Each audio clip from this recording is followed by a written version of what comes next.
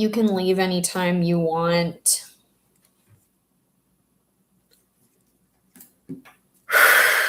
Okay.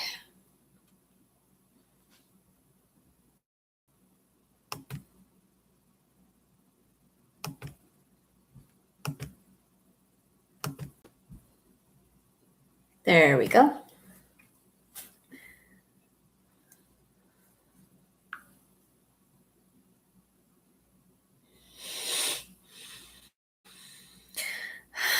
Okay.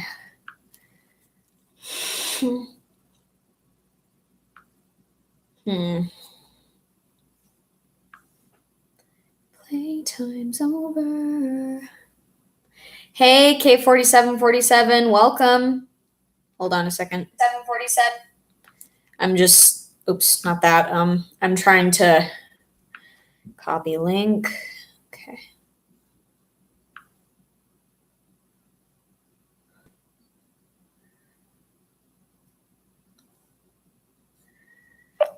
Yes, absolutely. But there's the link just in case you're interested.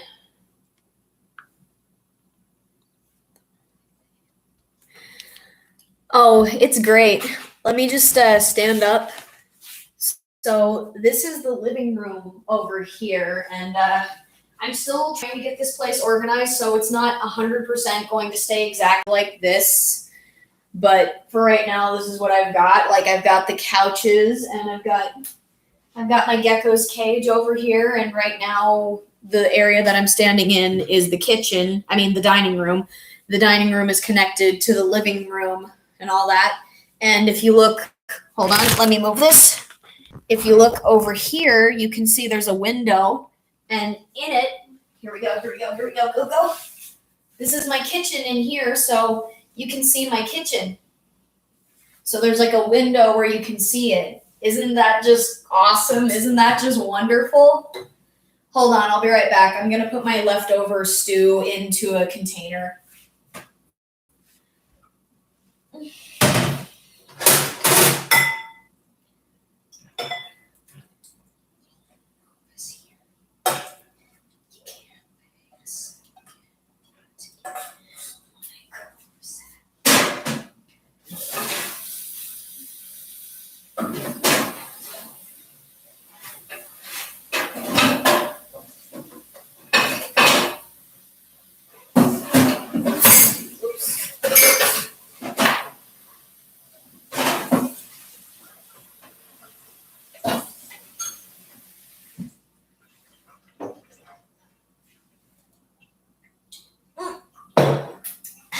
Got water on my glasses. You guys have any questions? Hey, get away, fly. This is not your food.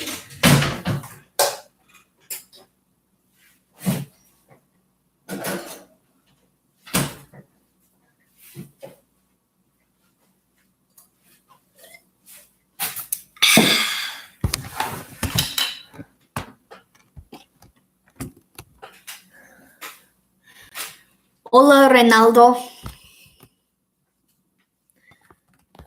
Okay. Things are going fine. Just had to put my leftovers away, and that.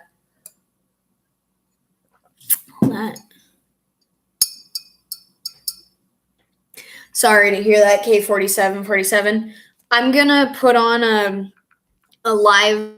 I'm gonna go on to Amino and put out a post that says that I'm streaming right now because I did that beforehand. I put out a poll on my main channel saying, hey, what should I stream tonight? And it was tied for both gaming and drawing. And I'm like, oh, thanks. Appreciate it. You're really helpful. I'm just kidding. But I just decided to do a drawing one.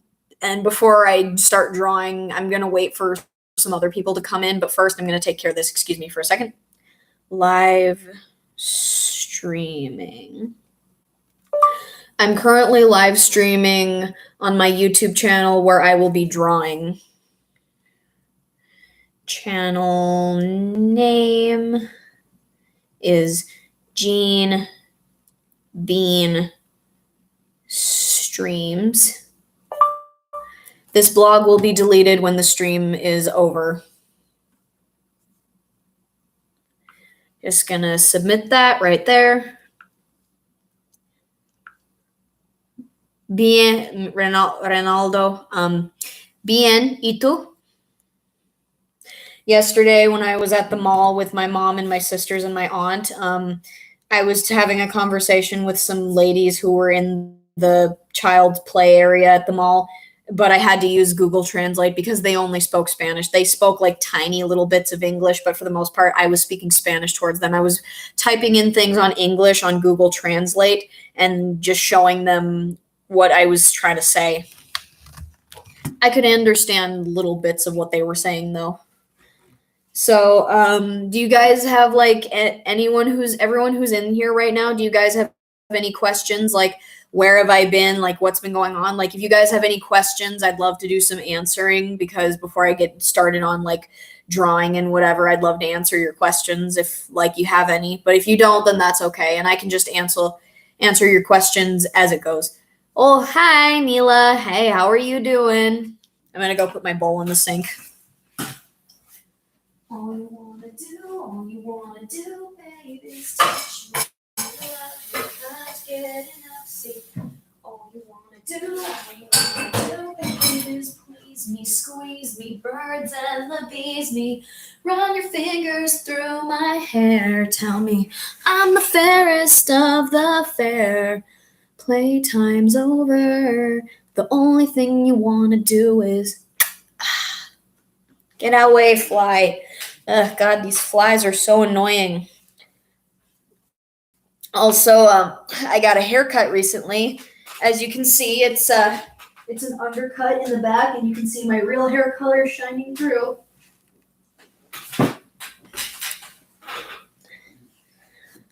And I got this new hat not that long ago. In case you can't read what it says, because in my camera it appears backwards, because it says you had me at coffee, because I love coffee and I drink a cup of it every morning, and it's like, whew, I love coffee, even though it makes me function like a freaking robot. This is so good. Rice the Wolf. I've never heard of them, but around a month or so ago, I did start watching this YouTuber. Get away, I don't like you. Called The Queer Kiwi.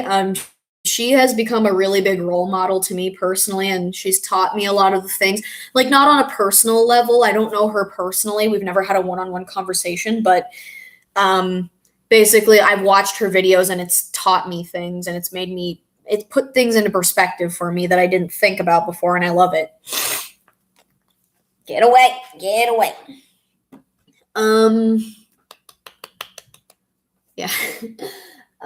Yeah, Kiwi. I'm sure she would absolutely love that. She's basically from New Zealand, but she lives in the UK right now. She's just basically a role model for me in terms of like feminism and LGBTQ stuff, and like how just basically she's a big role model for me, even in the short time that I've known her channel. She's really good. You should definitely go subscribe to her. Hold on, I'll find her YouTube channel.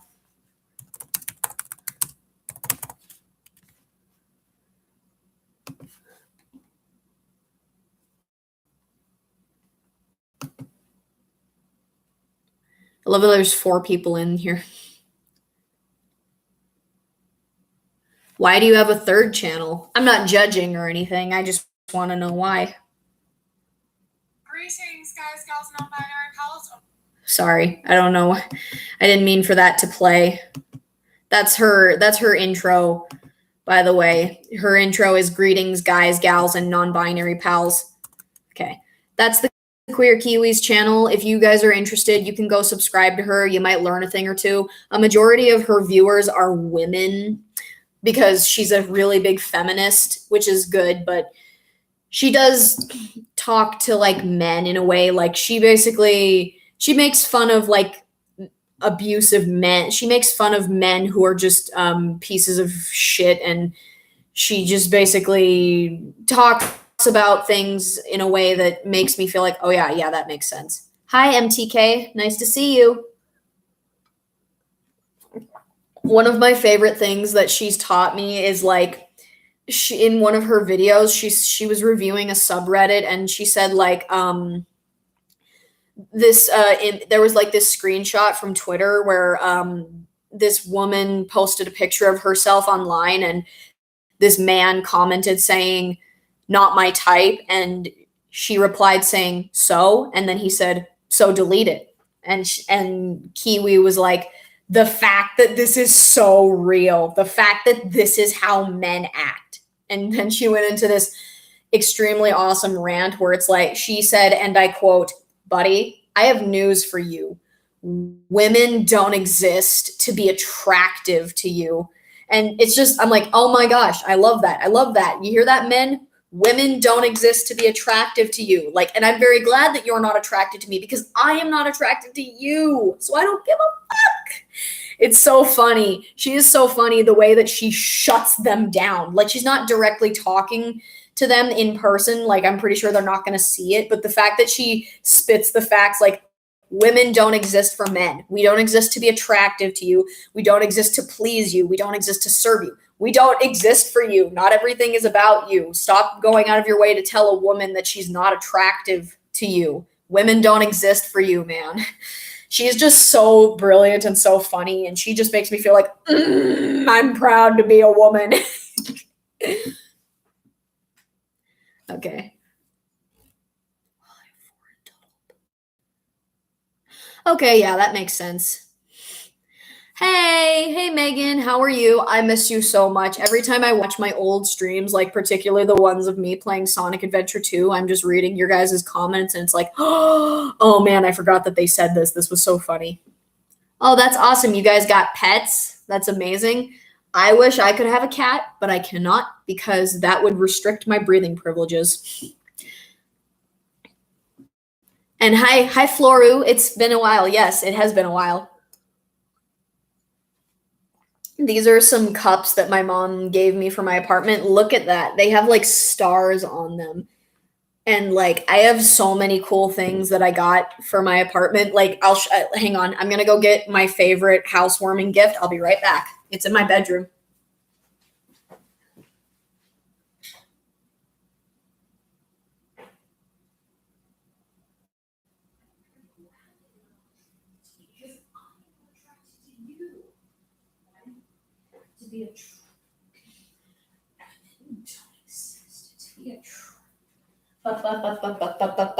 Here it is. This itself was a gift that I got from my mom and my sister. They got it from a shop called The Ugly Box. It's a fantastic name, I know, but it's a Demon Slayer pillowcase. Like, it's not a whole pillow. It's just the case. Inside is just a regular pillow. It's like, it's so good. I love this. This is my favorite housewarming gift. I love it to bits. I love all my housewarming gifts, but this is my absolute favorite. I just love it so much. Oh, it's so good. It's so comfy. It's so fleecy. Okay, I gotta go put it back now.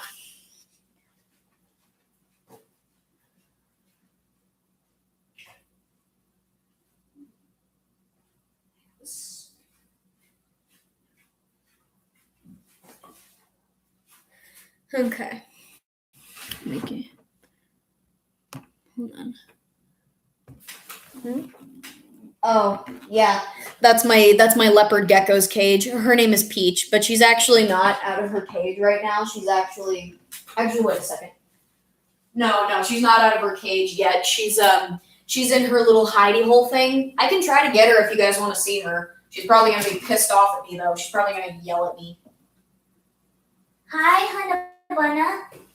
Hey, can I take you out for a little bit? I'm sorry. Do you not want to be held? Well, I'm going to hold you anyway. Come here. I need you. Here she is. Say hi, Peachy Keen. Oh, your skin is so pale. Are you getting ready to shed? Hey, don't be such a crazy gecko. Stop trying to jump.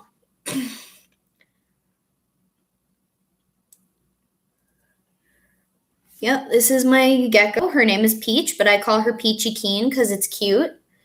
She's a crazy gecko. She's been spending a lot of time in her hidey hole lately, and her skin is like a paler color. This makes me think that she's getting ready to shed, which is good because that's what they're supposed to do. And she's supposed to. Did you guys know that leopard geckos eat their shed skin after they shed it? I don't know if other reptiles do this, but I wouldn't put it past them. But they actually have a reason for doing this. They eat their shed skin because in the wild they have this instinct to like they eat it because they don't want to leave any evidence behind to predators that there's been a gecko nearby. So the less evidence they leave behind, the harder it is for a predator to track them. So they're basically just trying not to leave any sign that they were there so that predators won't have a very easy time trying to track them. Oh, thank you. I'm glad you think that it's cool for me to have a pet gecko. Boop. I know, right? That's actually very smart. And tomorrow when I get paid, I'm gonna go to the store and get crickets for her because she needs more crickets. I fed her some waxworms yesterday as a compromise. She eats that shit up like Thanksgiving dinner. Basically, if it's a creepy crawly, she's gonna eat it. She also likes to eat. Whenever I buy her crickets, I also buy a hornworm, which is basically a moth caterpillar. And when we first fed one to her, she didn't recognize it at first because she had never had one before. But when she recognized it as food, she ate it up.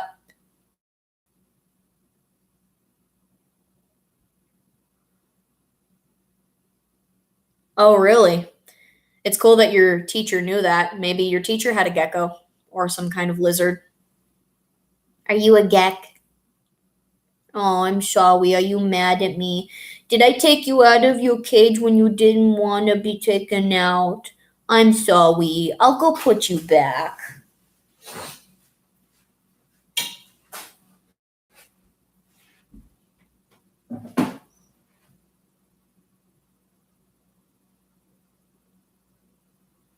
There she goes.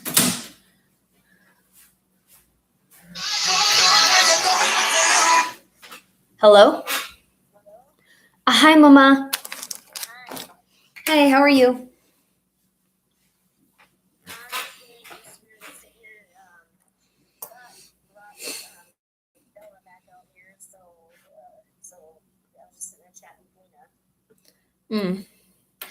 Lena liked my post on Facebook.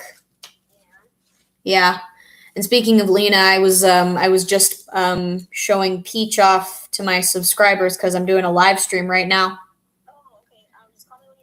Yeah, but the reason why I called you earlier is because you said you were going to come over and help me with stuff tomorrow. When you come over to help me, can you bring your drill? Because some of the stuff that I need help with requires a drill. I know this. Yes, I will. Yeah, okay. Thank you, Mama. All right, thanks. I appreciate it. Also, I found that check. I found that check from Blue. Actually, it says Blue. I'll tell you what it says. I'm guessing that's what it is, but it looks like it has a different name on it. Like maybe it's the same thing. Okay, Mama, I'll talk to you tomorrow. I love you. I will, but you know that's like at midnight, right? I'm sure that's not past my bedtime. You have a bedtime? That's just an abstract concept to me now. Time has no meaning to me anymore. I just go through each second like I do. Okay. I love you too. I'll talk to you later. Bye, Mama. Sorry about that. I was trying to call my mom earlier, but she didn't pick up. I just hoped I wouldn't have to play phone tag with her. That's the worst. Okay, I'm gonna answer these in order. One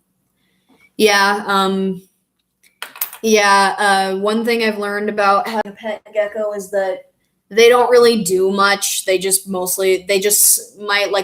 Peach doesn't really do a whole lot like you'd expect a dog or a cat to do, but that's fine because um they're not dogs or cats. You can't expect them to behave the same way. And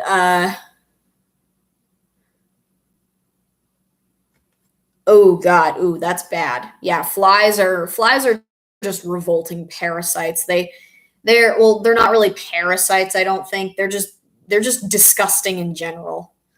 Um but what I was saying is Peach, most of what she does, she sleeps and eats and sheds her skin, and she actually does do quite a few interesting things. Like if she wants my attention, then she'll do something to get my attention. Just basically, they have some interesting things about them, but you can't expect them to be entertaining in the same way that a dog or a cat would be. So I earlier I drew Mickey Mouse right here, and I cut him out. So yeah, I plan on putting him on my wall. I'm not sure if I should put him on the wall in my game room or in my room.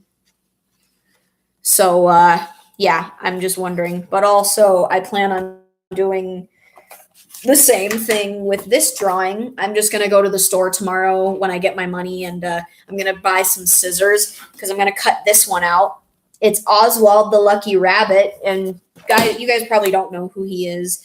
My first introduction to him as a character was the game Epic Mickey, which I plan on playing on my live streams. Like I plan on buying a copy of the game because I'm just going to tell you guys a story. So, a couple years ago, when we lived in a different house, not the house that we got evicted from not that long ago, but the house before that.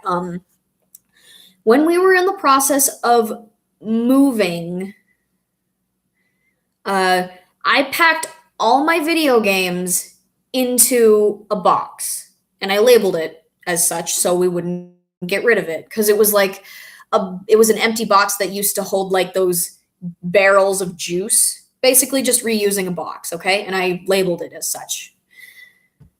So instead of putting it in the storage unit, we put it in my mom's partner's house for safekeeping. So that was a good chunk of my games, over 30 of my games, and I didn't have a problem with it because I trusted that they were going to be okay there. However, my goodness, there's a however in this story, and it's bad. They were stolen from me. Over 30 of my video games were stolen by my mom's partner's former friend, and it wasn't just my games. He stole quite a bit from my mom's partner, and it was just all sorts of fucked up. It was fucked to the max. Like holy crap. And it sucked for him because he thought that guy was genuinely his friend, but then he just took from him like that, and he took from me, and he felt really bad about it. But yeah, so 30 plus of my video games were stolen a couple years ago. I only had a couple left. I only had a few games left. And my cousin, ever generous, told me that I could have her copies of Wii games that she still had from years ago because she didn't have a Wii anymore and she wasn't playing it, so like I could have that.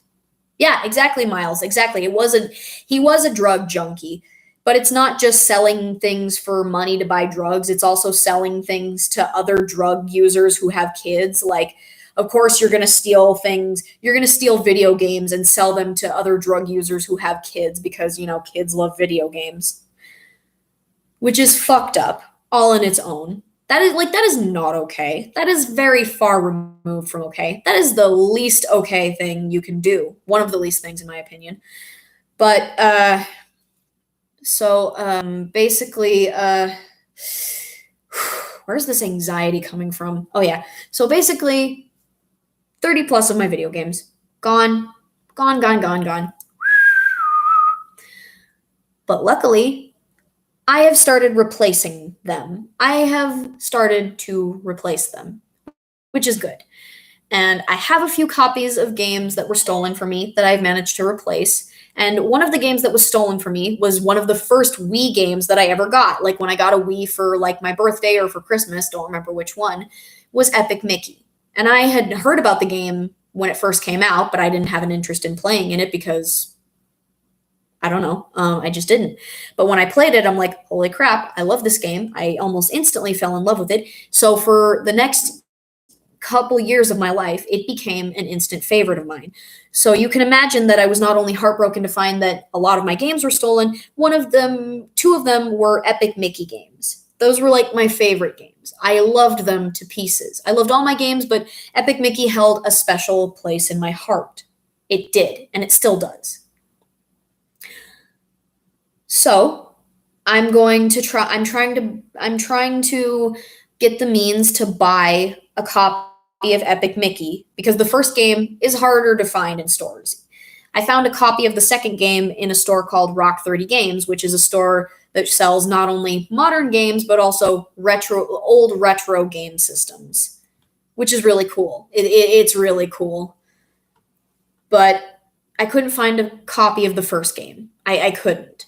So I think I have to buy it online. It's rarer, so of course it's not going to be in stores a whole lot necessarily. But I'm thinking that after I'm done playing Mario Galaxy on my gaming streams, I should play Epic Mickey. Maybe you guys can see exactly why the game is so special to me. So I'm hoping that'll be a thing. And I still have plenty of time to buy it, obviously. So I hope that can be a thing, and I hope you guys look forward to it.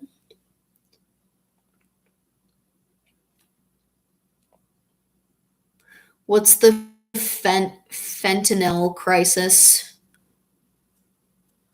Yeah, Disney did do Oswald dirty, but it wasn't just him. He shouldn't take it I mean, I know he's a fictional character and everything, but you shouldn't have to take it so personally because it wasn't just Oswald. There were a lot of characters that Disney forgot, like Clarabelle the cow, even though we have seen her in Mickey Mouse Clubhouse, so she's not quite as forgotten. Oswald really did get a pretty bad treatment, but I guess that's just what happens, and whatever. But at least he's remembered. He's actually remembered quite a bit. He's actually remembered quite a bit because of Epic Mickey. So Disney, I guess, Disney and Nintendo and all the other companies that made Epic Mickey, they did him quite a big favor. That's disgusting. This is why drugs are awful, because drugs and drug addictions have just been a really big problem for my family. So I think that we just don't do drugs. It ruins people. Like, I can't control what other people are doing, but holy crap, just let that serve as a warning sign. Addiction is not a good thing, especially if you're addicted to something like drugs.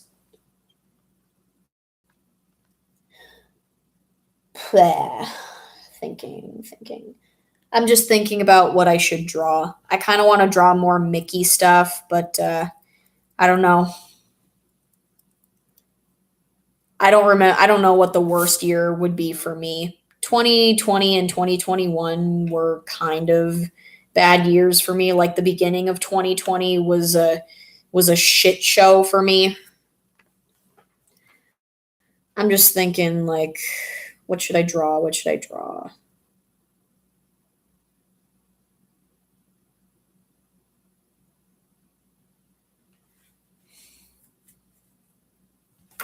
I'm going to go get my Bluetooth earbuds. I'll be right back.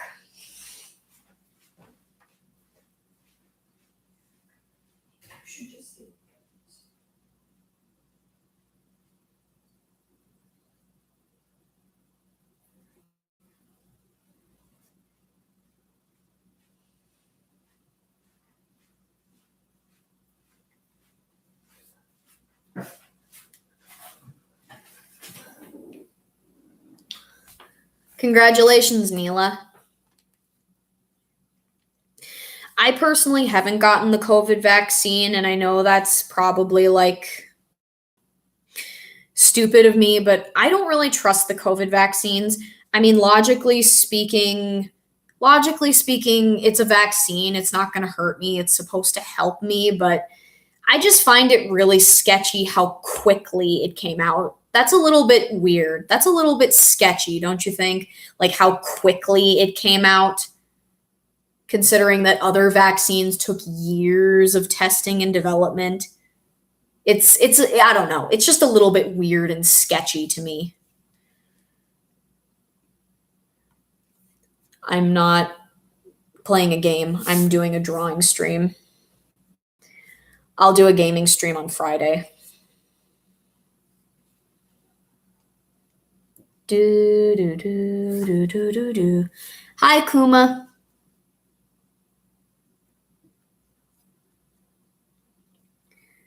Okay, I'm just gonna put on some music.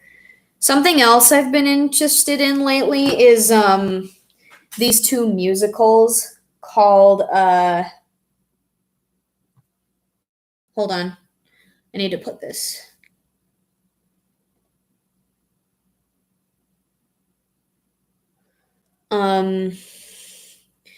These two musicals, one of them is called Hamilton and the other one is called Six.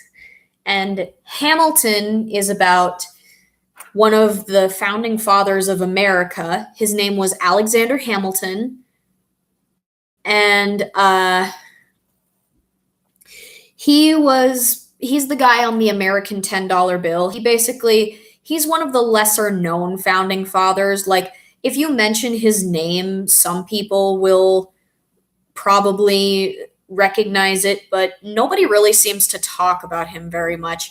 He basically helped establish our country in the ways of economics. He was an economically smart person.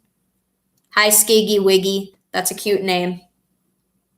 That's an adorable name. I'm gonna put on my Six playlist. There we go. Nope, there's an ad.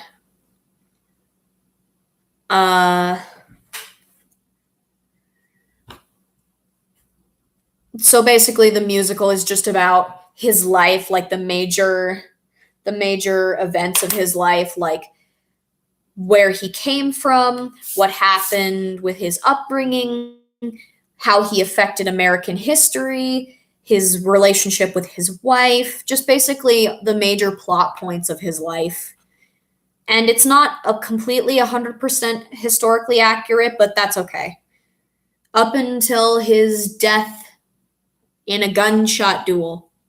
Gunshot duels are so freaking stupid to me because the whole point of them was because it was to regain like lost pride or to settle a score between two people.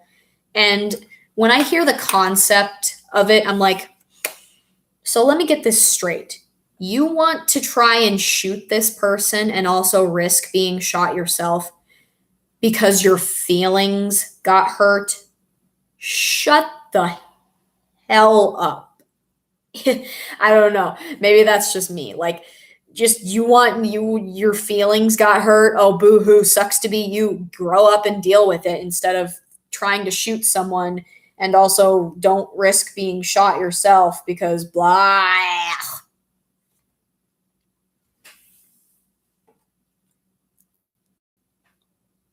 Okay, I'm gonna try to draw something.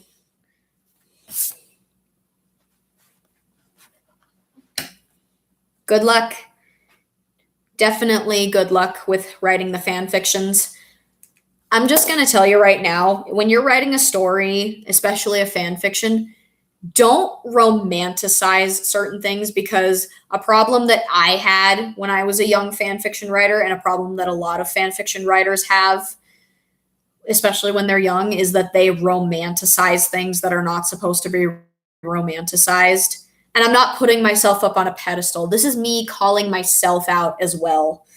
Don't romanticize things like rape, abuse, torture, and incest. Don't romanticize that.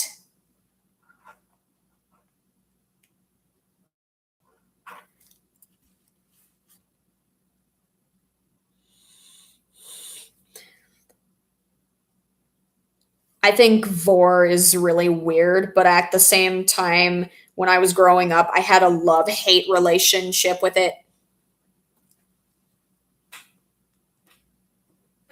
Sorry, this song is really catchy. It's called Get Down. It's from Six. Okay, something I forgot to say. The other musical that I became interested in recently, it's called Six. And it's about the six wives of King Henry VIII. He was the monarch of England back in the 1500s, and he was married to six different women throughout his life, and they each had their own respective fates just from being around him. Like their interactions with him basically led them to their fates and whatever. But their fates kind of like were similar to each other. I think only two of them had like completely unique fates. In order, his wives were in order, they were divorced, beheaded, died, divorced, beheaded, survived. His first wife, Catherine of Aragon, he divorced her because after 16 years of marriage, they only had one child together, and it was a girl, Queen Mary. And she's actually the queen that we now refer to as Bloody Mary. But Henry wanted a son. That was the one thing he craved so desperately during his entire reign. He wanted a son for an heir, which was not entirely bad back then, because back then, if a woman wasn't producing a son, there was something wrong with her. Just basically, men were always more interested in getting a son rather than a daughter, especially royalty. But by the time, but obviously, after his first wife entered menopause, she couldn't have children anymore, and they had only had one healthy child together throughout their entire marriage. And she did have I think she had like one or two sons before that, but they didn't survive. She had like quite a few miscarriages and stillbirths. Her only surviving child was Mary. So he divorced from her because he wanted to pursue another lady, a younger one, who could give him the son he wanted. So he divorced from her, and his next wife, Anne Boleyn, they only had one healthy child together as well, and it was yet another daughter, Queen Elizabeth, the very first Queen Elizabeth to ever rule England. But she did also have miscarriages and stillbirths, and I think at least one of them was a son. But also, so what led to him beheading her, not him personally, but he did order for her to be beheaded. Basically, she would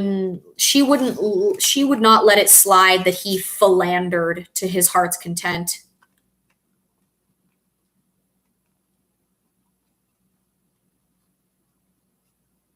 Yeah, you're not wrong. You're not wrong, Floru. You're not wrong. Eyes. But Henry philandered a lot outside of marriage. Basically, he slept around quite a bit. And unlike Catherine, Anne didn't ignore it. She wouldn't let it slide. And also, since she also wasn't doing a very good job of producing a lot of sons for him, it led to him slowly resenting her, and there were rumors of her like flirting around and whatever, and this one guy confessed under torture that he had slept with her, and he named 3 other people that she had apparently slept with, including her own brother. So she was charged with incest, adultery, and treason, and was beheaded for it. And Henry's third wife, Jane Seymour, she's described as the only one he truly loved, which is true, I guess, because she was exactly what he was looking for in a wife. She was silent, submissive, obedient, conservative, just basically his ideal wife. Couple that with the fact that she actually gave him what he wanted. She produced him a healthy son. Unfortunately, she got sick during the labor process, and not that long after giving birth, she died. So basically,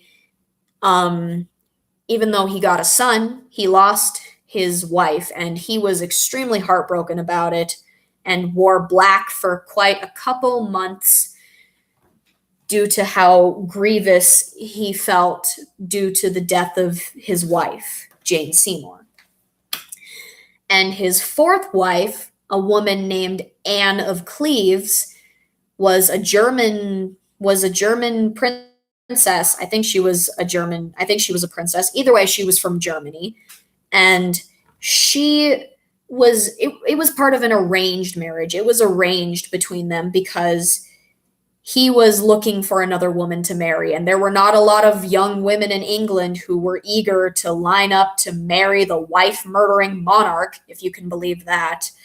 So he made an alliance with Germany, and one of the conditions of the alliance was that he would marry a woman named Anne of Cleves. And when he saw her painting, he was like, yes, I want to marry that one. But when he met her in real life, he was disgusted because he thought that she didn't look nearly as beautiful as she did in her portrait. So basically, it's like, you look nothing like your profile picture by 1500 standards. It's basically a case of, you look nothing like your profile picture in the 1500s. And he was only married to her for like 6 or 7 months, and he found a way to dissolve the marriage that also wouldn't dissolve the alliance with Germany. And she accepted the offer of the divorce, and he gave her like a generous allowance and estates of her own and just other positions and whatever. Basically, they gave her a generous amount of gifts and other stuff if she agreed on the divorce. And she did, which is good because it's a lot better than her getting her head cut off. And actually, she managed to become good friends with Henry after their divorce. So basically, they were far better friends than they were husband and wife. And his fifth wife, Catherine Howard, she was a very young woman. She had multiple affairs with men throughout her life. And when she was 13, she was repeatedly molested by her music teacher, Henry Mannix. And when she was a little bit older, around like 16, she got into a relationship with a man named Francis Derham, who was the secretary to the Dowager Duchess. And even he promised to marry her after he returned from, I think, Ireland after he was done with his business. But then Catherine was put in the path of Henry, and she became a lady in waiting. And Henry eventually kept repeatedly sleeping with her, even though he was married to his fourth wife still at the time. And then not that long after he divorced from her, he and Catherine got married, and they were married for not that long either, but definitely longer than he was married to his last wife.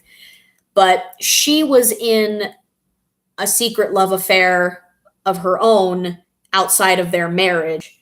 And when Henry found out about this, at first, he didn't want to believe it. He wanted her to be innocent. But there was evidence, and he arrested her, and she also got beheaded. And that comes to his sixth wife, Catherine Parr. Basically, she was married quite a few times throughout her life as well. She went through like 2 other marriages, I think, but both of her husbands died. So, yeah, she wanted to marry this other man, but when Henry set his eyes on her, he's like, I want to marry you. You got to marry me. And, if the king tells you you're going to marry him, you've got to marry him. She didn't want to marry him, but she had no choice unless she wanted to die. So she unfortunately had to break it off with her man that she wanted to marry, and she was forced to marry the king. And she did care for his leg wound that had plagued him for a large portion of his life ever since he received it during his marriage to Anne Boleyn, his second wife. He got it in like a jousting thing or whatever. Basically, he got injured during some sporting event. But basically, she cared for him, and just basically she was as caring as to him as she could be, and he died before she did. She outlived him, not by very long, but she still outlived him. He died when he was 55, and back then, during that time period, that was considered old. But it probably didn't help that Henry was morbidly obese, and his ulcerated leg wound, I'm pretty sure, also gave him like infections and diseases. And the reason why he was so obese is because Henry always had a voracious appetite for food, but he was also very athletic in his younger days. But due to the leg wound that happened years prior, he couldn't be athletic anymore. So he eventually started piling on a lot of weight. But yeah, that's the story of King Henry VIII and his 6 wives. And the musical is just basically about each of the wives, and basically the musical involves them having a competition over which one of them had the biggest load of BS to deal with from him. Yes, I have heard of Friday Night Funkin'. And yes, Floru, you're right. You can explore dark themes in fiction, but you also got to know that just basically what you said. Yeah, there's nothing wrong with exploring like your darker sides and whatever, but don't act like it's something that will happen in real life, or that it's normal, or that, yes, this is going to happen, because if you do, then you're basically teaching people that, yes, this will 100% work if you try it, and you're teaching other people that if someone does this to you, you're just supposed to accept it. It's kind of has something to do with this thing called rape culture. Yes, I do know there's a Happy Tree Friends mod in that game. I saw it, and even though I don't know Friday Night Funkin' all that well, I'm not into it in the slightest. I thought that it was pretty cool. Yeah, women were treated badly during those time periods. Heck, they still are. People still continue to treat each other badly because of things like gender, race, sexuality, wealth, and just in general. Oh, you did? I'm glad you made a friend. Congratulations.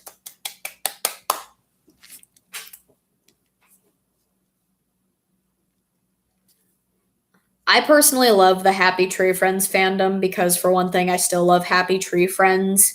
But I just love the friends that I've made from it.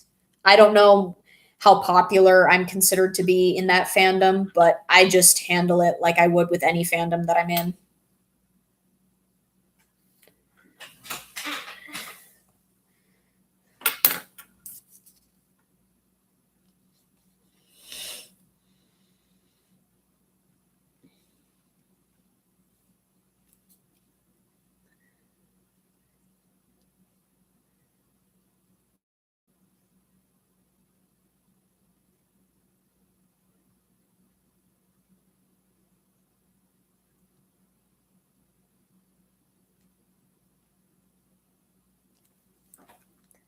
This was Henry VIII.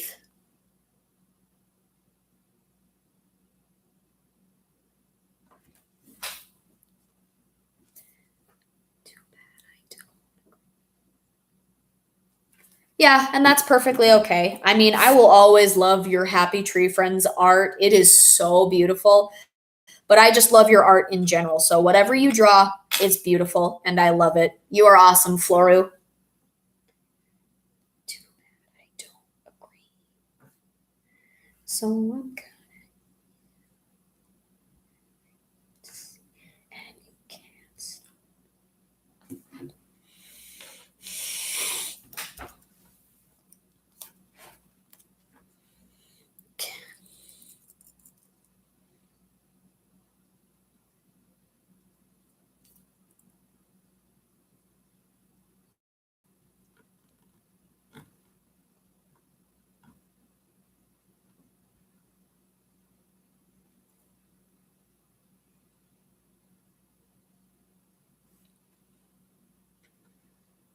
Yeah, I have a video to make explaining my comic.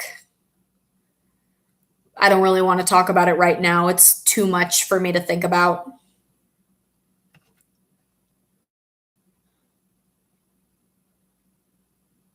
I already told you, Ronaldo.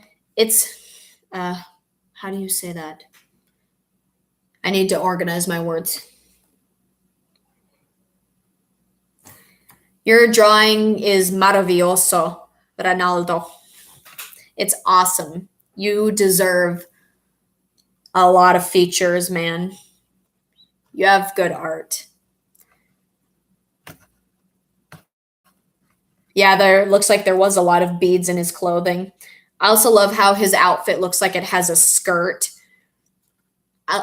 Like, if you guys didn't know this, skirts were actually invented for men and high heels as well. And women started wearing them because we wanted to be more masculine. Because, back then it was all woman shut up, woman cook, woman clean, woman produce children, woman get beaten because that's discipline. Ooga booga. Misogyny is just basically men cave talking.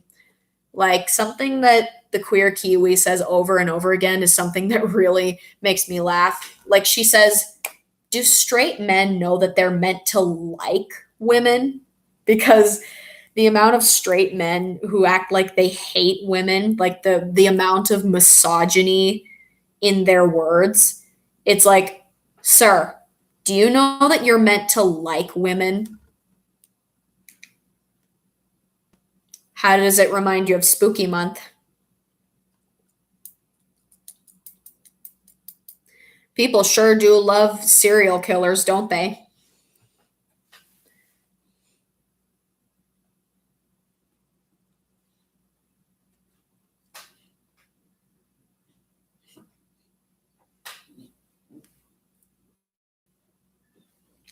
I think I'm going to draw my character Cora because it's technically her birthday today.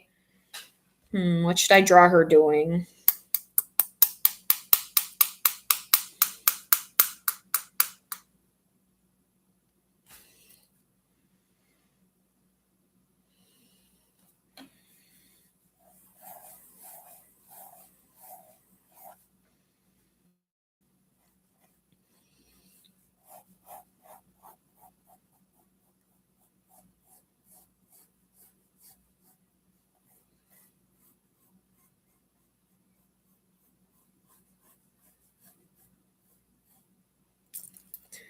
Okay.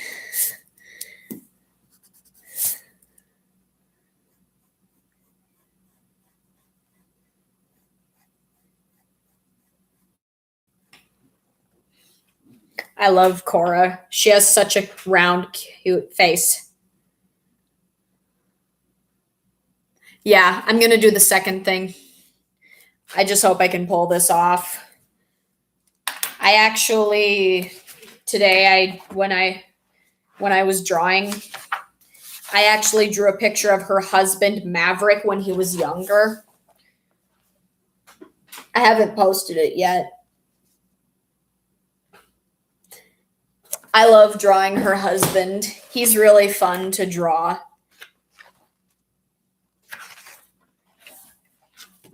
Expired, huh?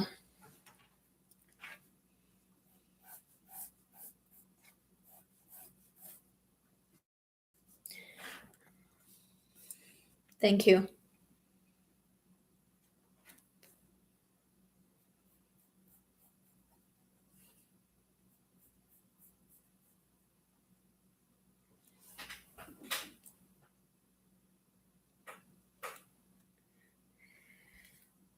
I did a report on a serial killer for my social my socialism class or social so, I don't remember. It was a social something class.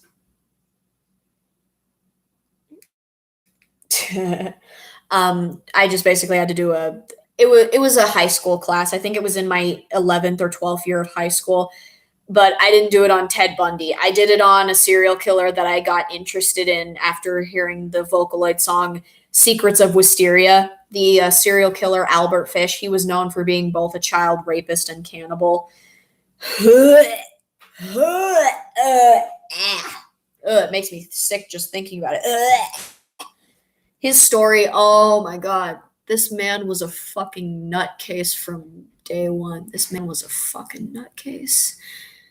His backstory, the shit I had to research, holy fuck, it made me sick.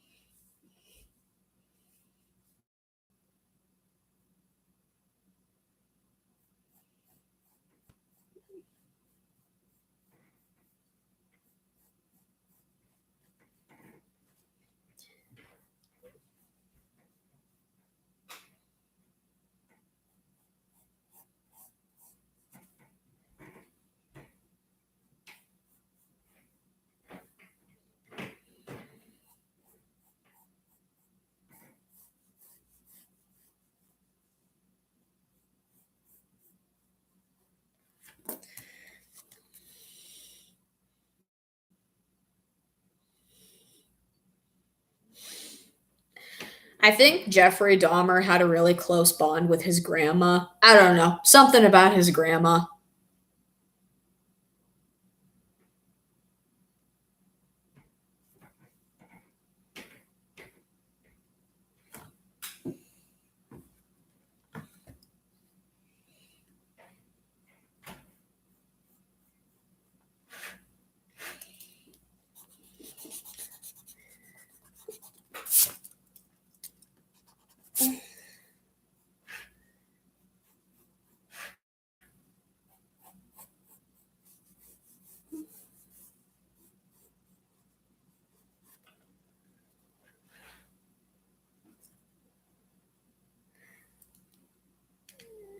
I don't know about Jeffrey Dahmer, but the nicknames given to Albert Fish were the Boogeyman, for obvious reasons, the Werewolf of Wisteria, and the Brooklyn Vampire. That's why the song where I first heard about him is called Secrets of Wisteria, because one of his serial killer nicknames was the Werewolf of Wisteria. I don't exactly know where it came from, but yeah, that was a thing. Don't even think his real name was Albert. I think that was just a necronym he was using. It's kind of like pseudonym, but it's not a necro, meaning like dead, and then nym is like what the name and whatever. A pseudonym is like when you use a different name for like purposes of writing. A necronym is like the name of a dead person that you use.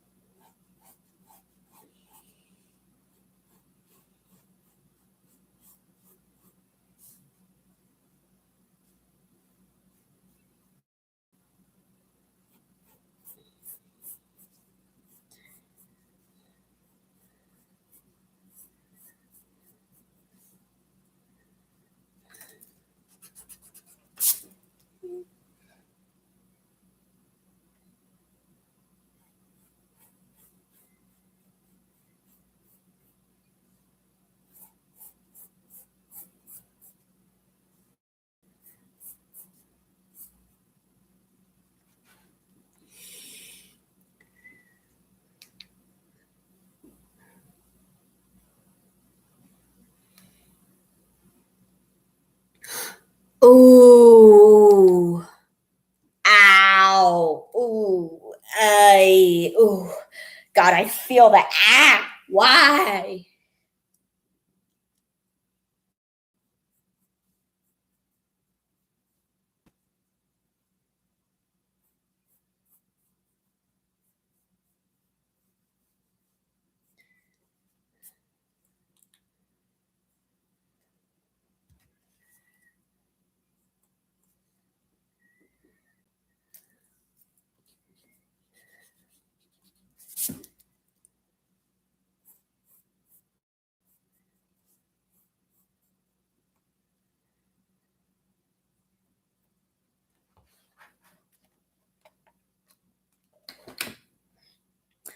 Oh, I just remembered earlier when I was talking about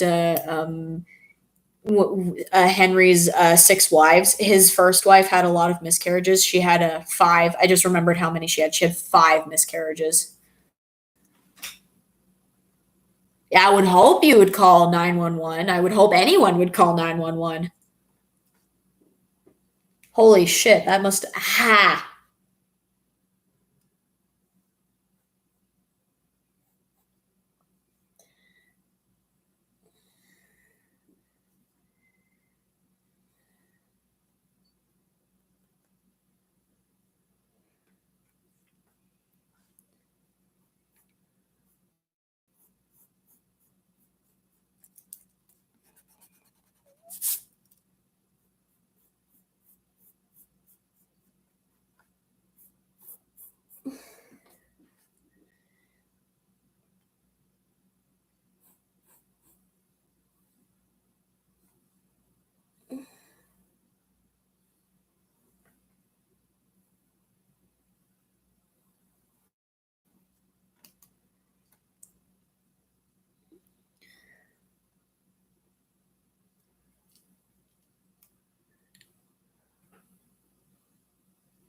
I don't think I've heard of that. Sounds vaguely familiar, but not extremely.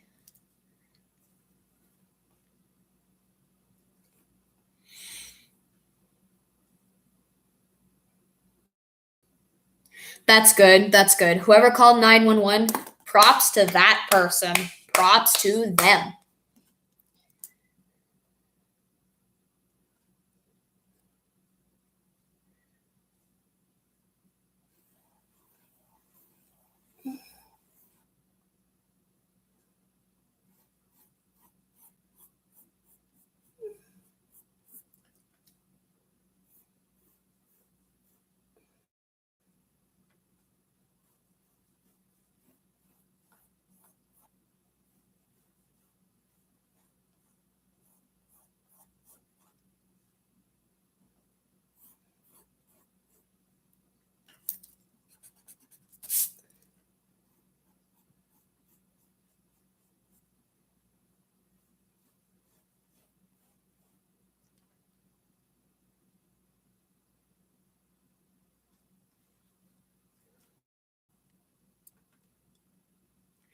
Well, I can imagine.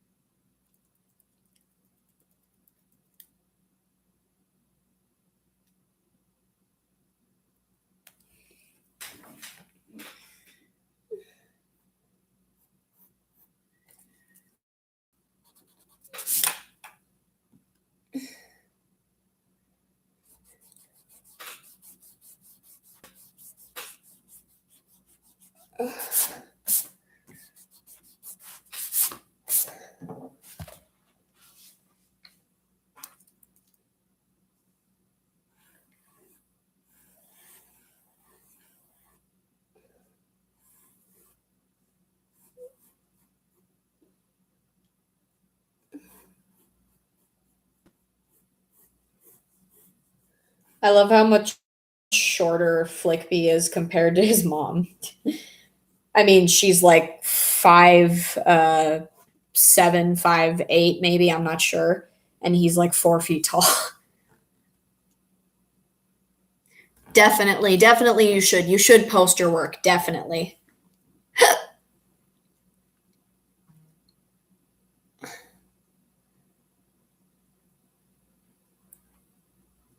I'll consider checking it out, Ronaldo. Okay.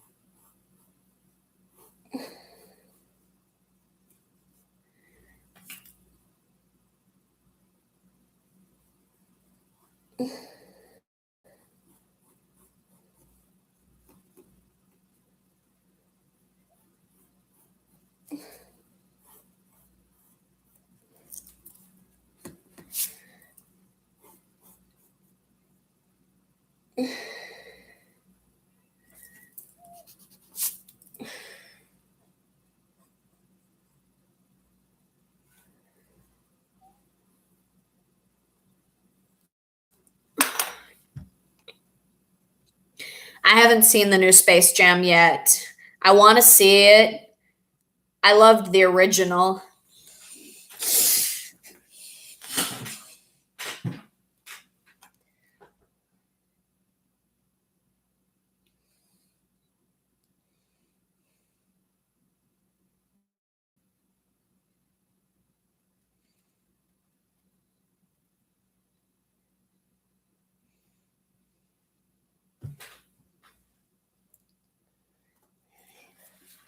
I'm going to push this back a little more.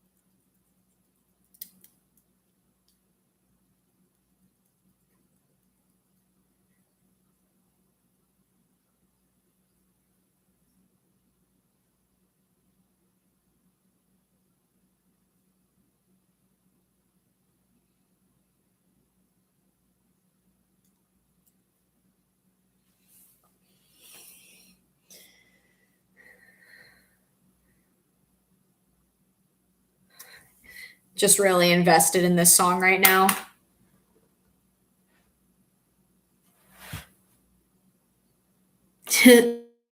I know, right? It's like, it's so stupid how people were so angry that she wasn't being sexualized. Like, oh no, you're this fictional character that you want to be sexualized isn't being sexualized.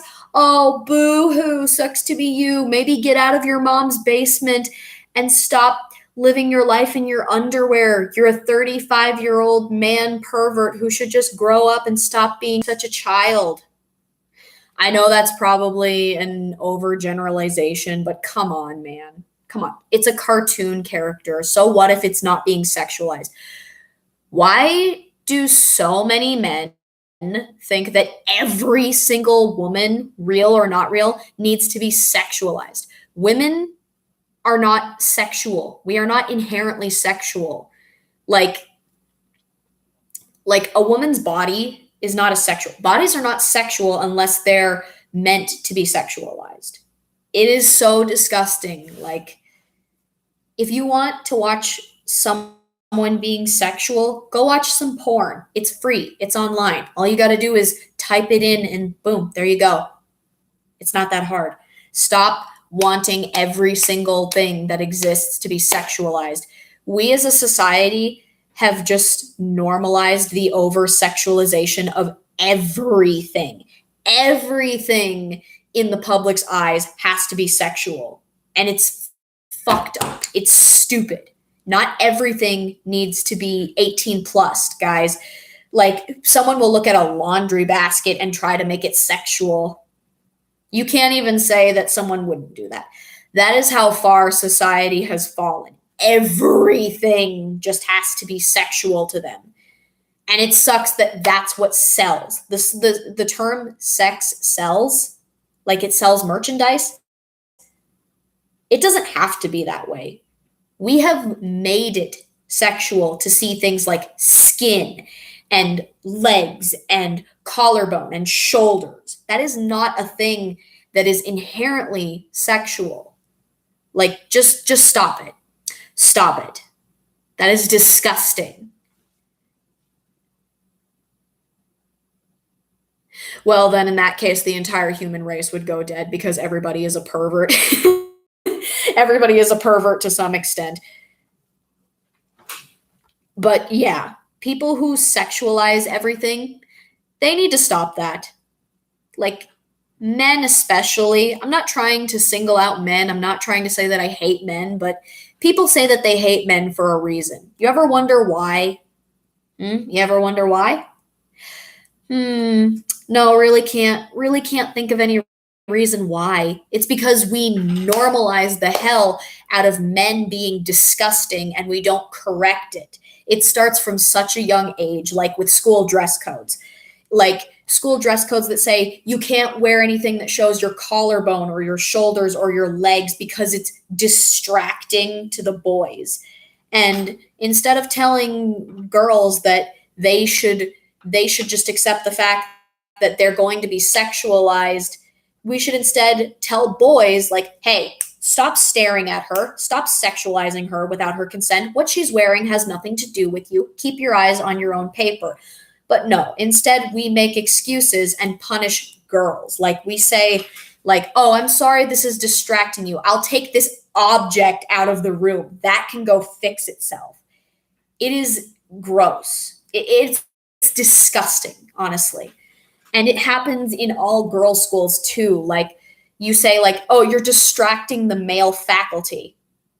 Fucking what?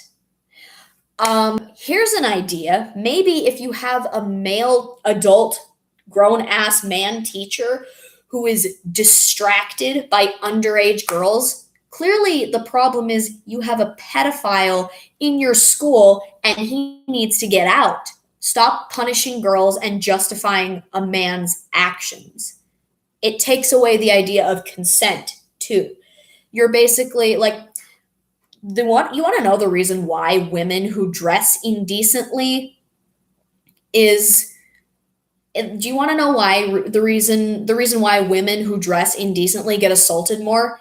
It's because we teach them that that is an excuse to do it. It has nothing to do with how attracted to the woman the person is. It has nothing to do with how much he's turned on. He sees an opportunity, he's going to take it because he knows that he has a higher chance of getting away with it. It's this awful fucking cycle of victim blaming and enforcing things like rape culture. It is an awful cycle that we need to stop. It is not my fault that a man sees me as an object. He can keep that to himself. He doesn't have to act upon that. He should learn some self-control. Just, ugh.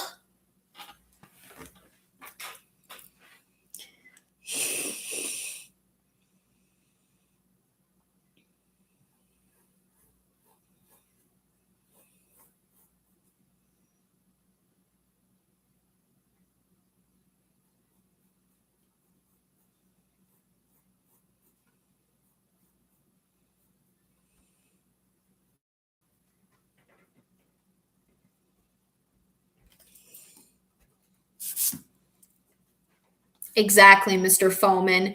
Men need to stop sexualizing women in general, even if it's not with the intent of abuse. Just stop staring at a girl and thinking, yeah, I want to fuck that. Because there's a difference between admiring someone for how they look. Like you can look at someone and be like, yeah, they're pretty, they're beautiful. That I love that. But then when you just look at someone and you only think, I want to fuck that person, that's where a line is being crossed. There's a difference between sexualizing someone and just admiring them. If you're admiring someone, you're looking at someone and thinking, oh, wow, they're pretty. I really like that they're pretty. But when you're sexualizing someone, you're looking at them and you're just thinking, I want to have sex with that. It's disgusting. Stop it. It is gross.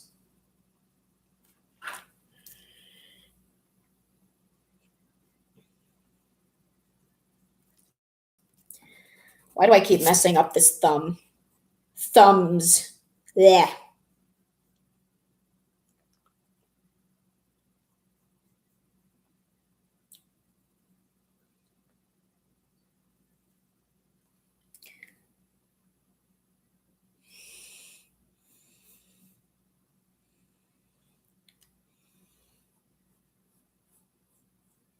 I love drawing characters in t-shirts.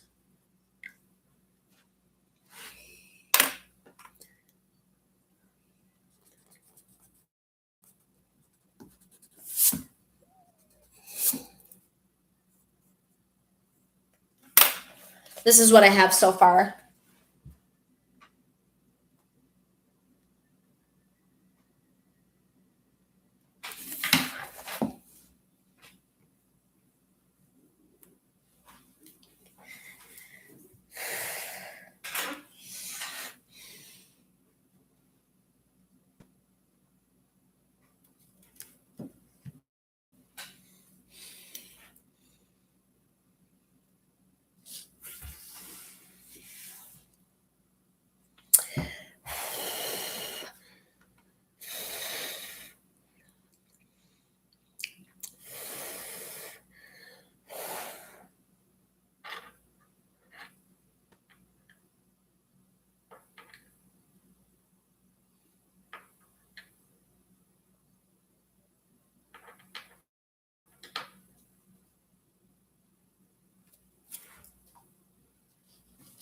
Thank you.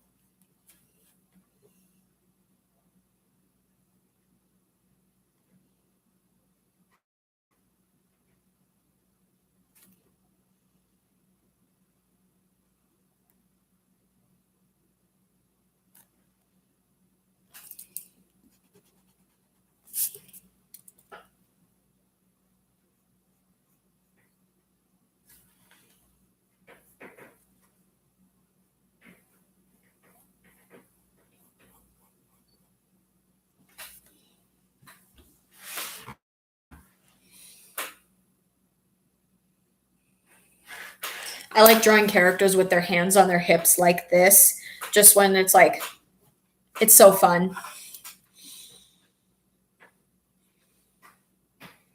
So how are you guys feeling tonight? How have you been enjoying my return stream? Sorry I spent so much more time talking and ranting than I did actually doing something.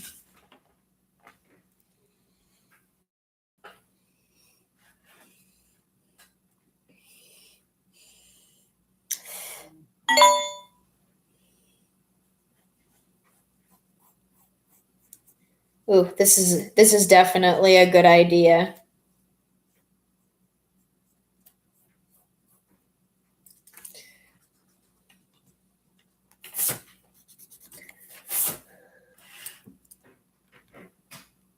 Oh, thank you.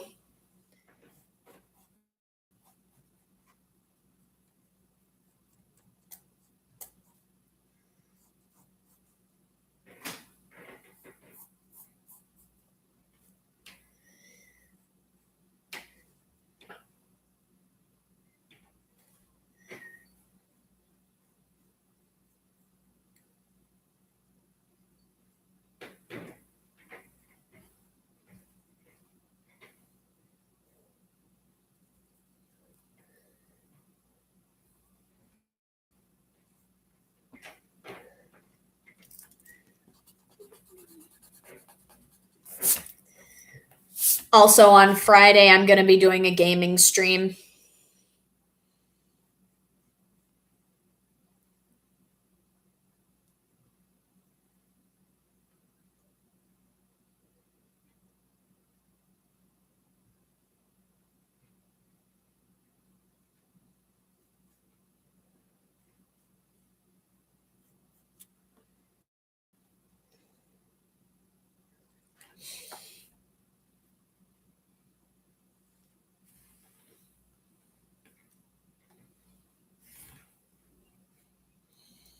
And I'm going to be playing Mario Galaxy like I explained in my last video.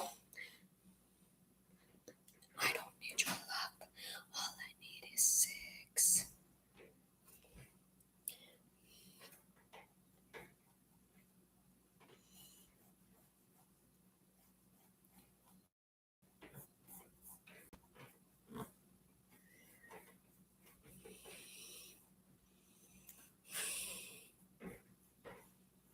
I love drawing Cora and her son. They're so cute.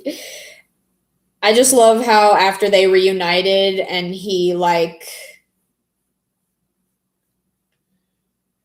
um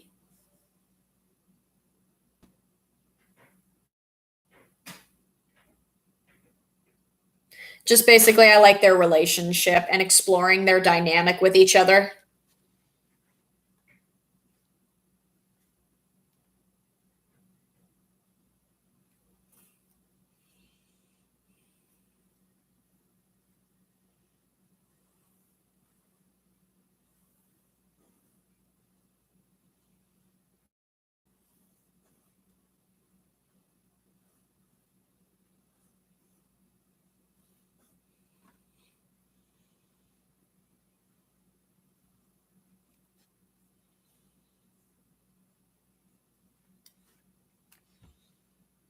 That's great. You can send them to me on a private chat, Ronaldo.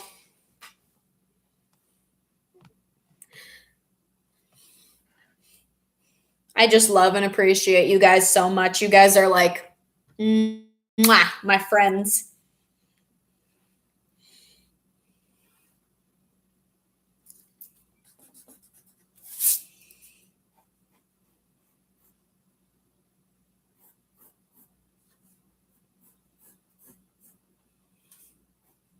Gotta draw the other sleeve.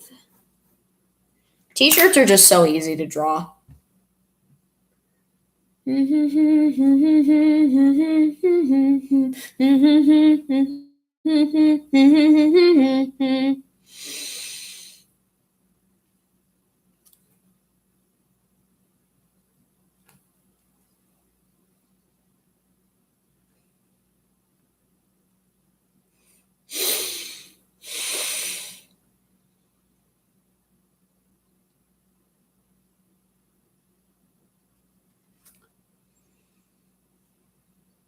I'm just looking for something to listen to.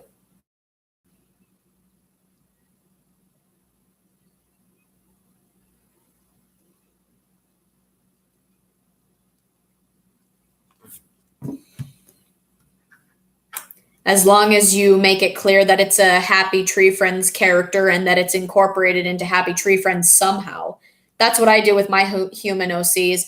My human OCs that are in my Happy Tree Friends AU, I make it clear like why they're incorporated into the AU. I mean, there was like a human skeleton in the episode See What I Found. So it's kind of implied that there have been humans or that there are humans. Just, I don't know. It's up to interpretation, like with a lot of unconfirmed things in shows.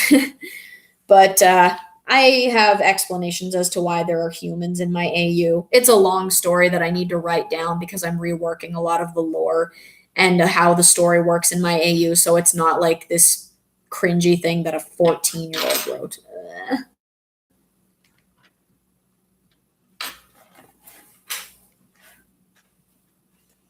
What do you guys think of my human character, Cora? Those of you who know her and some of her story, what are your opinions on her?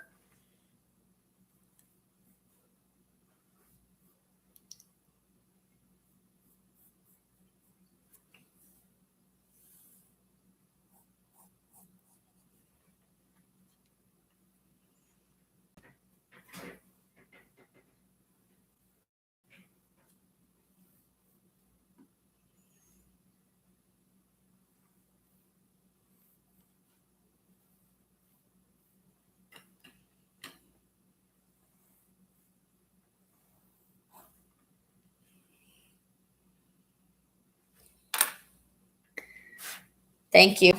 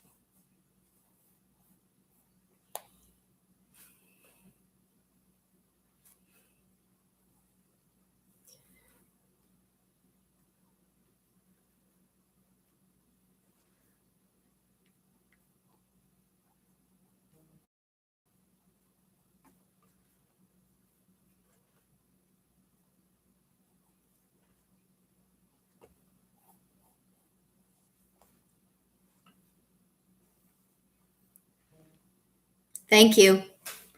Work is doing fine. Work is great. I mean, I get my next paycheck tomorrow. I get paid every other Thursday, so I get my next paycheck tomorrow because tomorrow is Thursday, and after that, I have to wait a whole other Thursday in order for me to get my next paycheck. And my rent is $675 a month, so I have this strategy. Since I get two paychecks every month, since I get paid every 2 weeks, and there's 4 weeks in a month, generally speaking, I take $350. I take a $350 money order out of the bank and I set that aside. And then when I get my next paycheck, I take out $325 because that all adds up to $675. And then by the time my next month's rent is due, I take that over and I pay my rent. And the only commodity that I have to pay as far as my apartment goes is my electric bill. And I think my next electric bill is due on the 11th of this month. I'll check it. But I also have a medical bill that's due tomorrow. And when my mom comes over, she'll help me with that. Basically, my family's been helping me out a great deal. But I have stuff pretty much figured out. I have a system. I'm still learning, but I have a system.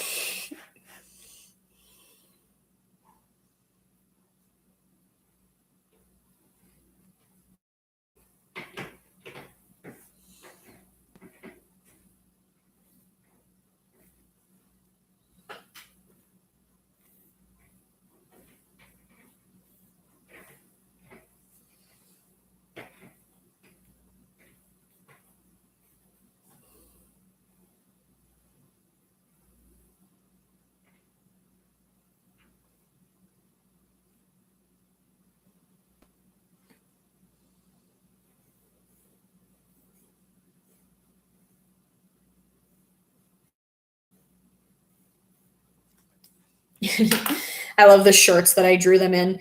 Cora is wearing a shirt that says I'm with son, and Flickby is wearing a shirt that says I'm with mom.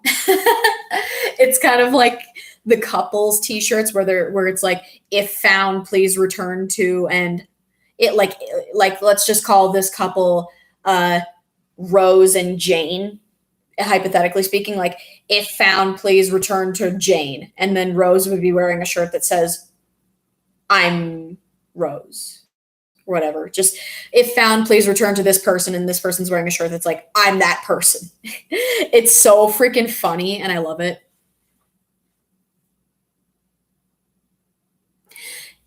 Yeah. I will definitely make a video explaining the lore and history of my HTFAU. Kind of like, that video made by Bill Wirtz called The Entire History of the World, I guess. It probably will be something like that. It'll probably be something like that, but I have to rework my entire lore and make it make sense to me and not just be like, I want this to happen, I want this to happen, I want this to happen. I don't have to have logic behind it. This makes no sense. This makes no sense. This makes no sense. Just so it makes sense to me. Hi, K4747.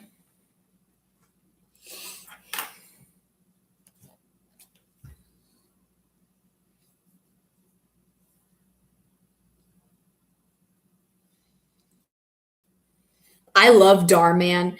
His videos have inspired me. I think the first one I ever saw was this one of a stranger fat shaming a woman, and I do not like fat shaming. It is absolutely disgusting. And I'm not saying that a doctor has no right to tell their patient that they're obese, because that's different. There's a difference between fat shaming and a doctor doing their job.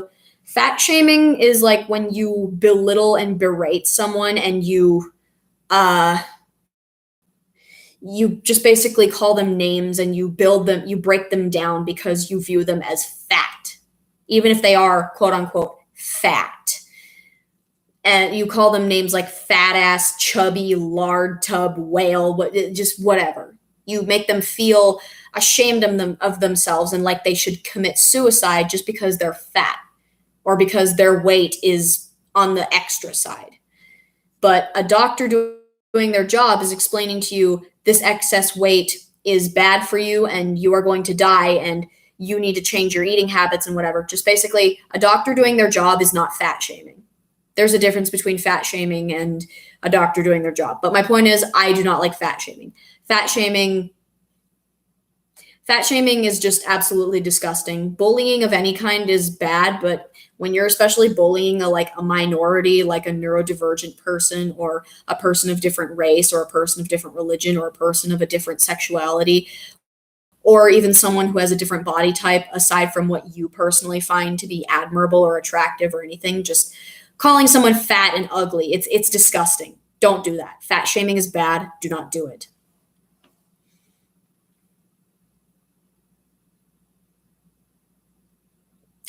I think, yeah, that's a good idea, Megan. I think it's completely normal for people to want to change certain things because, like, it's your story. Vivzy Pop did it with Zoophobia and Has Been Hotel, because the Has Been Hotel characters were going to appear in Zoophobia because Zoophobia was her first story. But now she wants to do something different with her Hell of a Boss and her Has Been.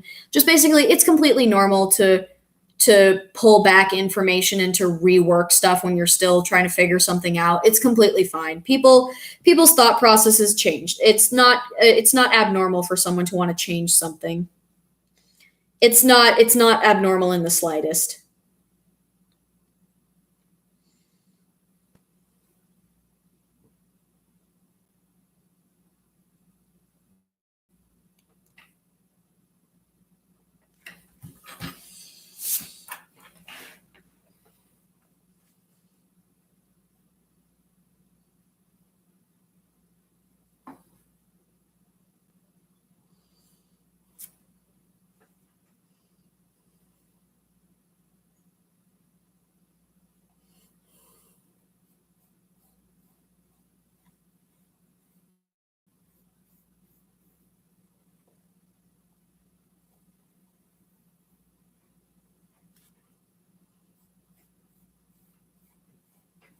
I'm drawing her eyes right now.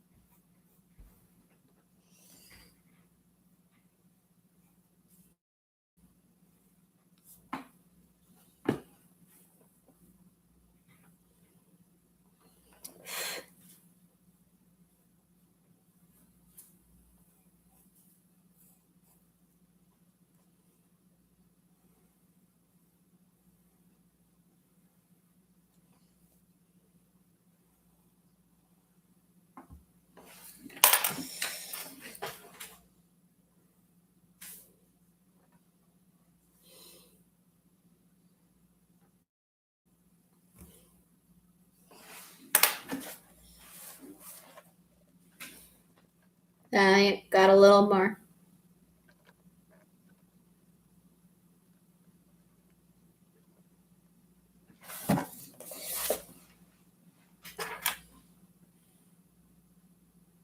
No, they shouldn't. But there's actually a little bit of a usefulness in those people. Bad people exist to remind us of good people. It just you got to take the bad with the good. I'm not saying that it's good that they have the right to do that because it's supposed to teach you, but basically they serve a purpose in our mortality and our just our lives as creatures who live on earth. It just reminds us to be thankful for the good that there is. You got to take the bad with the good and the good with the bad.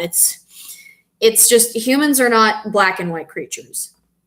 And I don't mean that in like the sense of skin color. I mean in the sense of our morals, decisions and choices and all that. Because if we were like that, we'd all it just would be perfect and that is not realistic. Well, then good for that friend. I'm good. I'm glad that your friend made you a perfect gift.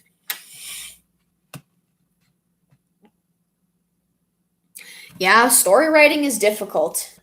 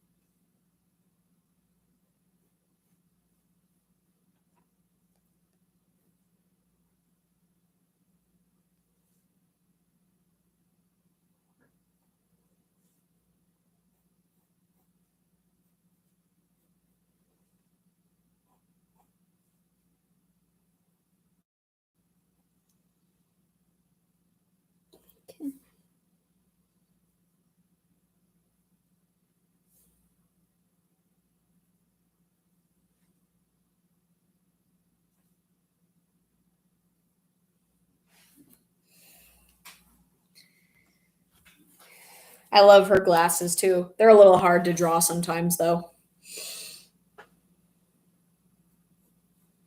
Now I'm doing Flickby's eyes. I try to make his eyes a little bit rounder because when I draw eyes, I draw like these incomplete archways because I've seen people online draw eyes that way. And I just thought, oh man, that looks so good. That's how I want to do eyes. If you guys have seen my art, you know what I'm talking about. And when I'm drawing Happy Tree Friend characters' eyes, I try to make their eyes like pretty thin looking archways and whatever, but uh, because they have like ovular shaped eyes, like that.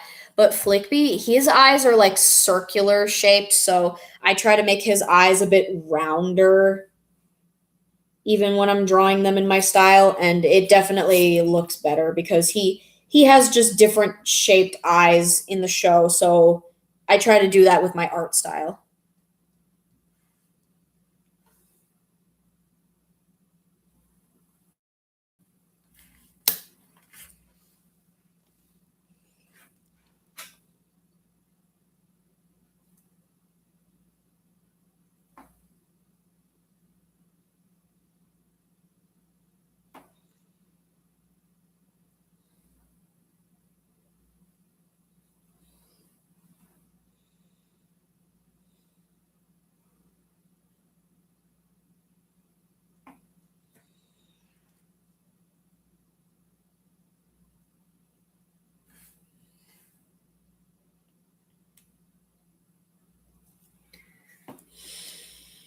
Yes, it is worth it.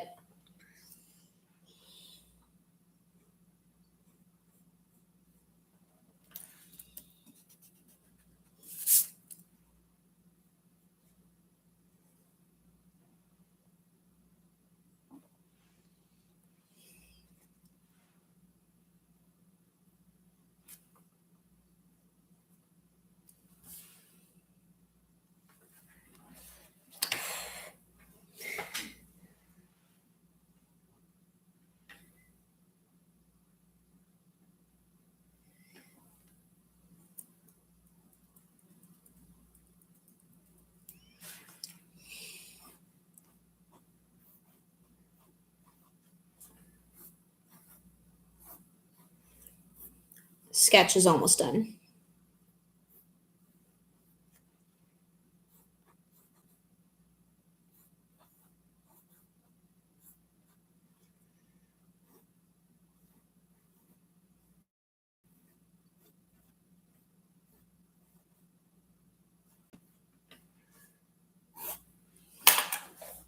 All done. Oops.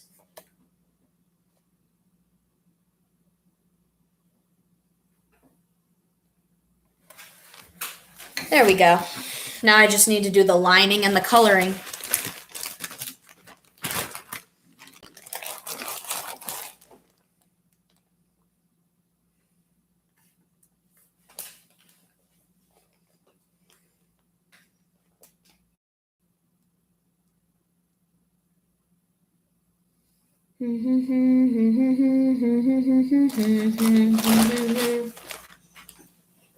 I hate that my hands are all sweaty. Thank you. Gotta find this one. I have to find this one. Yes, that makes perfect grammatical sense. Green.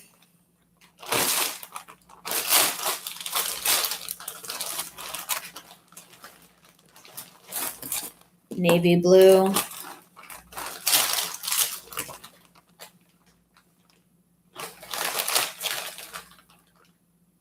Trying to look for this shade of pink, but I'm not having much luck. Pretty sure it's this one. Yeah.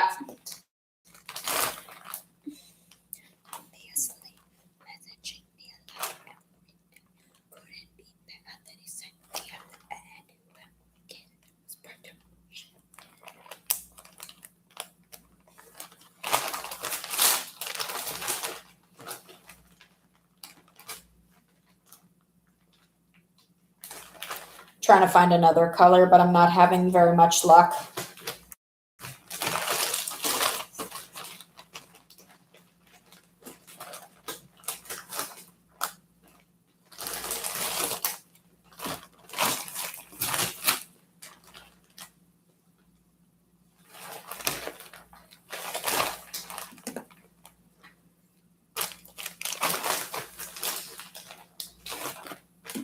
There we go. Got all the colors I need.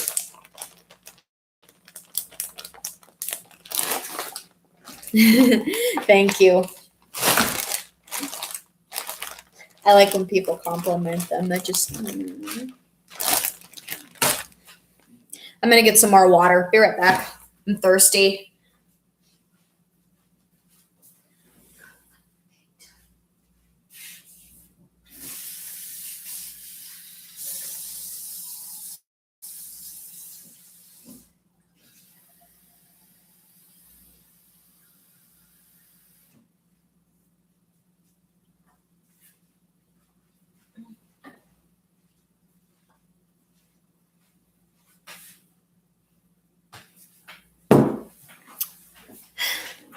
I'm gonna check something real quick. Hold on.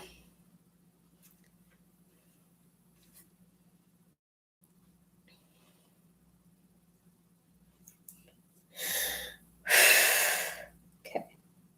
There we go.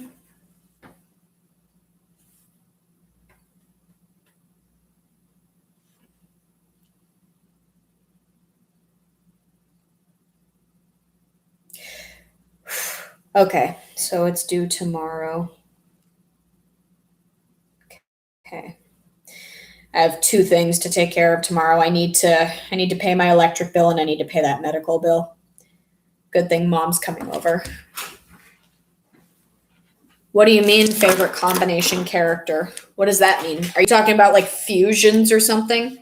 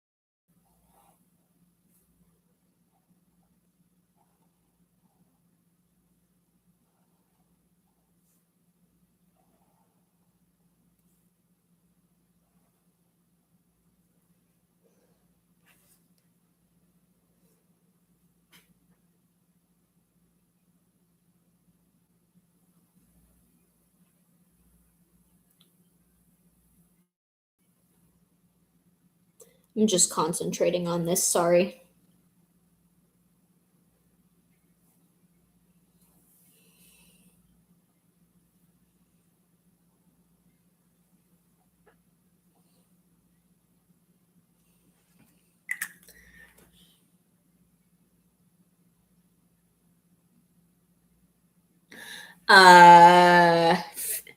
I don't know. I like the fusions in Steven Universe, like Garnet and Sardonyx and Stevani. Oh yeah, I love Stevani. Stevani is best Stevani.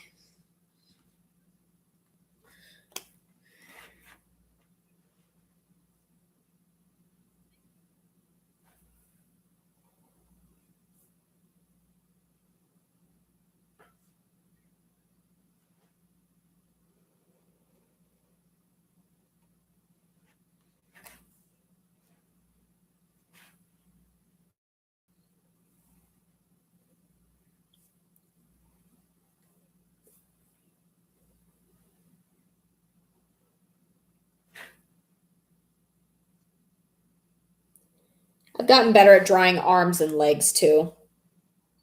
That's something I'm really proud of. Sorry if that sounds weird.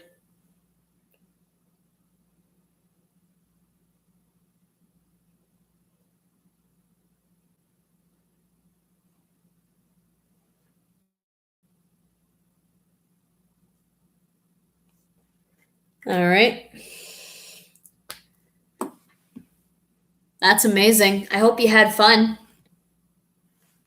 Stevani is best Stevani. Just quote that. Stevani is best Stevani. Emmy 2021. Oh, speaking of 2021, next month on the 9th is my birthday. I'm turning 21. Woo! Depending on like I guess I'm just going to check on the calendar what day that is, because if it's a day where I can stream or where I usually do stream, I'll definitely do a birthday live stream. Nope. Unfortunately not. Oh well, maybe I'll still do a live stream just because.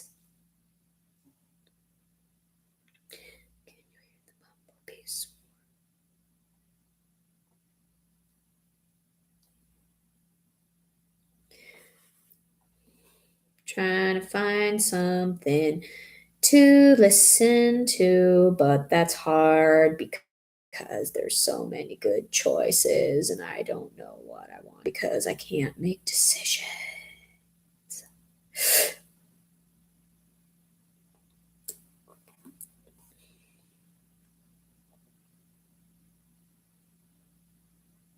I'll do this one. Oh, thank you.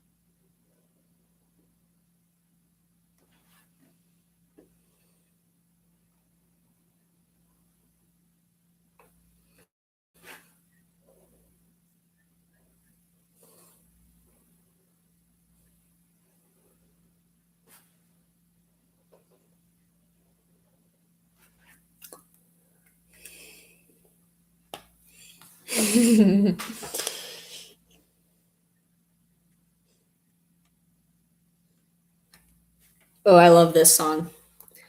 Good night. I'll see you on Friday, hopefully, when I do a gaming stream. Oh snap, legal age. Yeah, that means I'm legally old enough to step into a bar. Eh.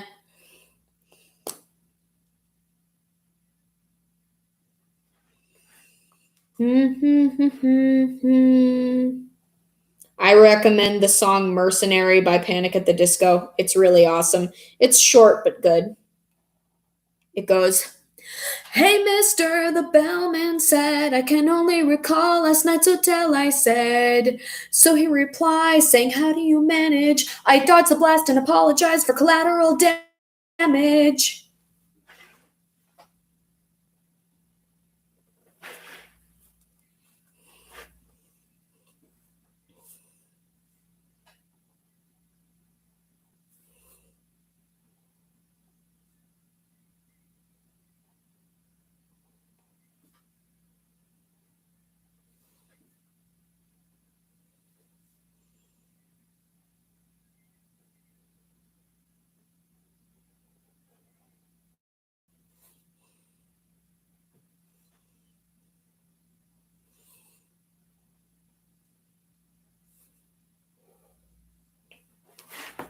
I like Cora so much. She has such a cute, round, squishy face. So, you're saying that this infamous serial killer who kidnapped, raped, I think, and killed and ate young boys read the Bible. And to think this whole time I thought he was a bad person, but since he had a Bible, I guess he wasn't a bad person. I'm just kidding, obviously.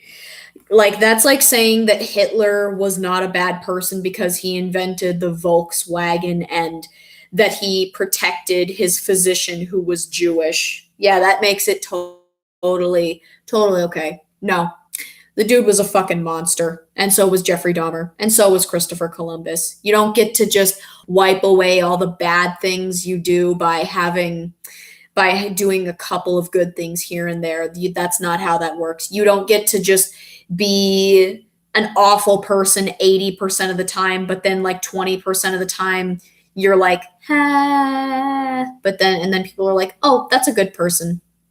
That's not how that works. That's good, Ronaldo. I definitely recommend the band Panic at the Disco if you didn't listen to them already.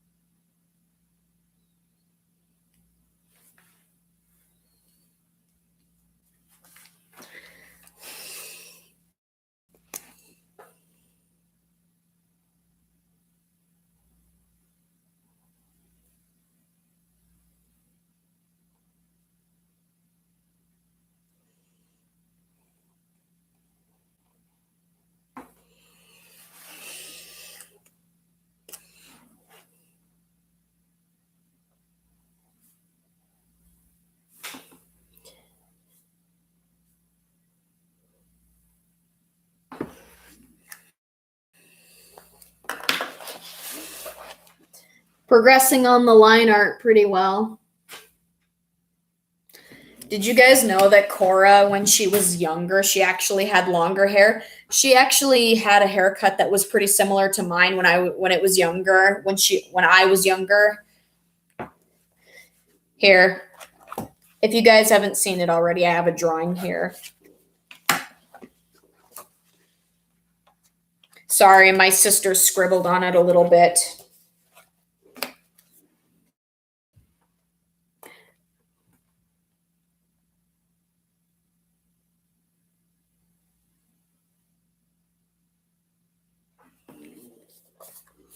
That was her when she was probably around like 18 or 19 years old. My favorite songs from Cascada. If that is who I think it is, I like the song Bad Boy. I haven't listened to it in a while, but I remember I loved it when I was a young teenager. I used to watch like Sonic AMVs of it.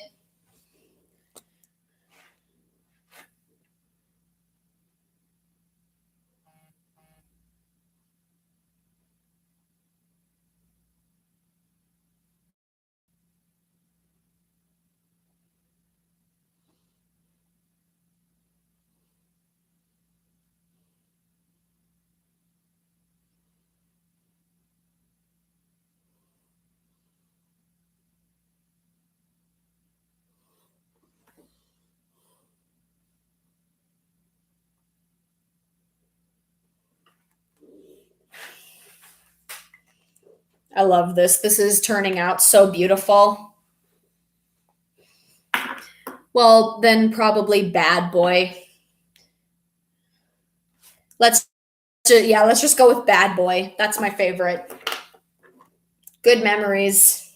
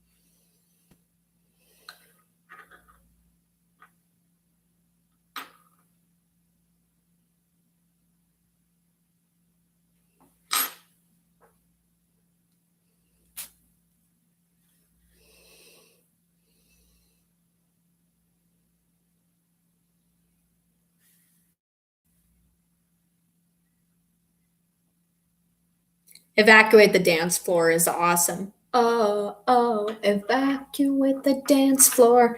That's like a classic. That's not like a classic. It is a classic, at least by my standards. You know, my elders would probably say like, no, the true classics are things like ZZ Top. If you guys don't know who ZZ Top is, I think they're like a rock band or whatever. They've got like beards that are like really long.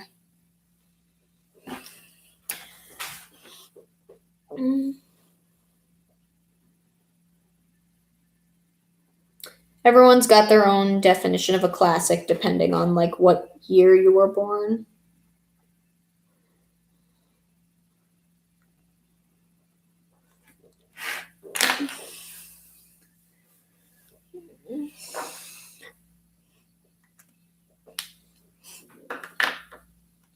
Oh, looks like it's midnight. Okay, so that's the end of the stream. I'm glad that you guys were here were here with me as long as you were. My next stream will be on Friday, and it's going to be a gaming stream. I'm going to be playing Super Mario Galaxy, and I hope to see you guys all there. I remember when I started streaming Mario Galaxy, nobody really paid that much attention, probably because of poor scheduling due on my part. But anyway, yeah. But before I go, that's what I have so far.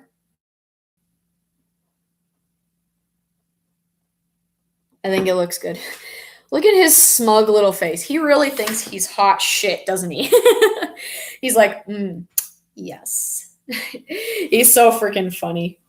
I love him so much. Anyway, thank you guys for coming in. Thanks for tuning in, and I'll see you guys on Friday when I do Mario Galaxy. And I appreciate you guys coming in, and I'm glad to be back streaming. I actually just hooked up my internet today. All right, so thank you guys for watching. Peace out, my 25ers. I'll see you on Friday.